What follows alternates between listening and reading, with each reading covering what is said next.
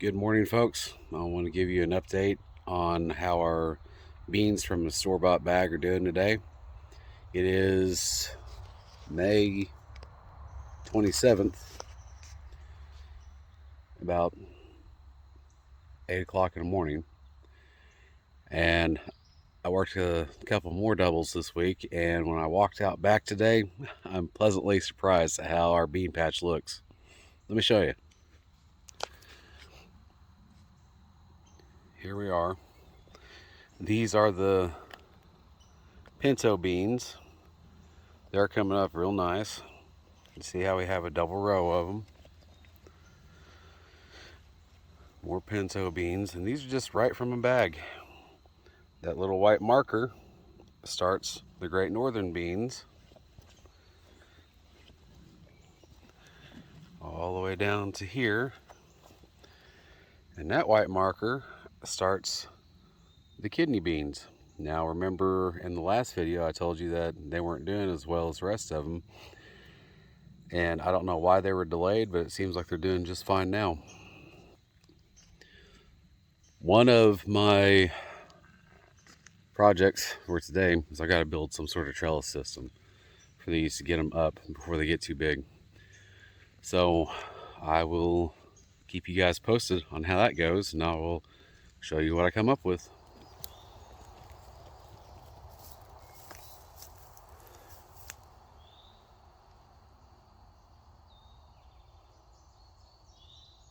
Good afternoon, folks. Thank you for watching again, and welcome back to Ashmore Arboretum. Today on the homestead, we're going to have a kind of a part 2 of growing store-bought beans. And what I'm doing here today is I'm getting ready to set up our trellis system. I went and I purchased some 6-foot long T-posts, and I'm going to sit out here and I'm going to drive these things in, and I'm going to run some wire between these posts, and that's what I'm going to use to trellis up our beans when they start growing. Stay tuned and I'll show you how we do that. Okay, what I have here is I have my post driver and I have my T-post. I'm going to show you just how quick and easy this goes in. My posts are not 100% in alignment.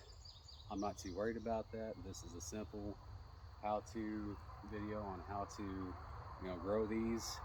I'm not going to get real technical about it, about running a string line and making sure my row is straight, because my row is not straight. It doesn't matter. You can get more beans in a crooked row anyway. So I'm going to take my driver. I have my post right here just stuck in the ground. I'm going to take my driver and slide it up and over. I want to drive it home.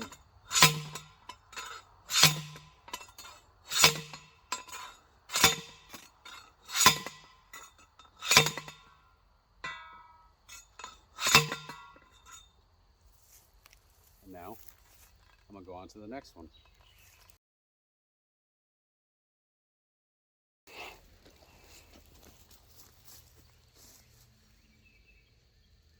Folks, it seriously is just that easy to drive these posts if you have the right tools. All right, let me grab a few things. I'll be right back, and we're going to string some fence wire. Okay, folks, I'm going to show you how to attach this wire to your post now that you got your post set. This right here is a T-post clip. When you buy your posts, they normally will give them to you. As you noticed, there's a short end and a long end. You can go around your T-post, take the short end, hook your wire, run the other end around your post to whatever height you want to be at. And they sell a tool for this spinning your post ties. I really don't see the point in buying a $15 tool that only has one purpose. I've got my fencing pliers I've used for years. These work just fine. Hook your wire around, and then up here at the top of your fencing pliers, you're going to, sorry about that, folks. Up here at the top of your fencing pliers, you're going to grab a hold of this loop, and you're going to torque it around.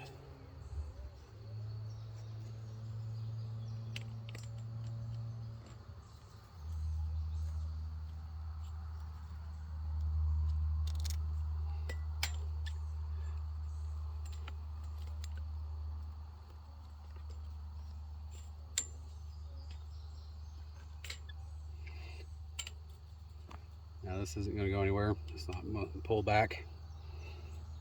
That's what you want. I'm going to go ahead and do this again down here, and I'll show you how we do that.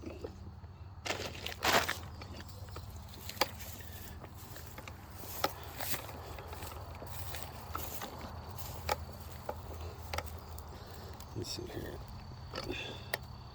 I'll get it set up from this angle now.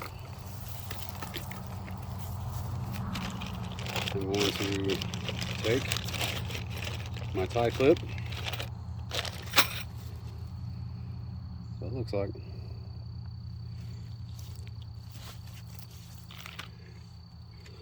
Let's pull out a little extra.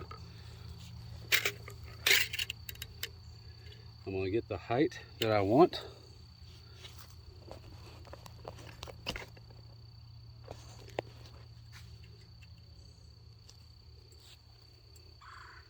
I'm going to hook the small end, go around with the large end, like so.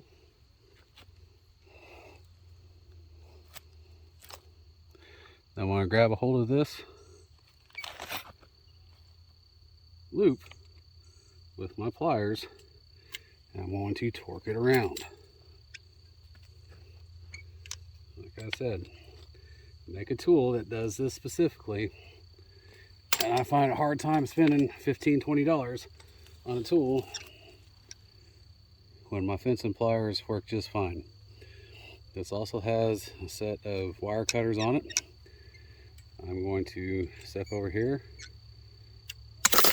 cut that wire, fold this tag end around, and we're good.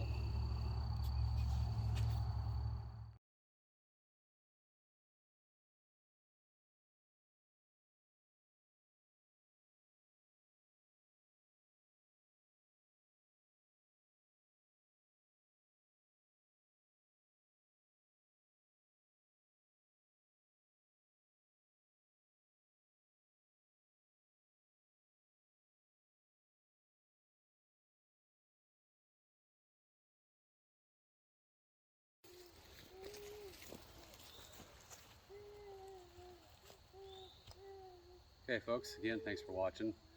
What I've done today is I showed you how to set these posts.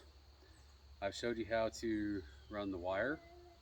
I showed you how to tie off the clips. One thing I didn't show is I set anchors on both sides.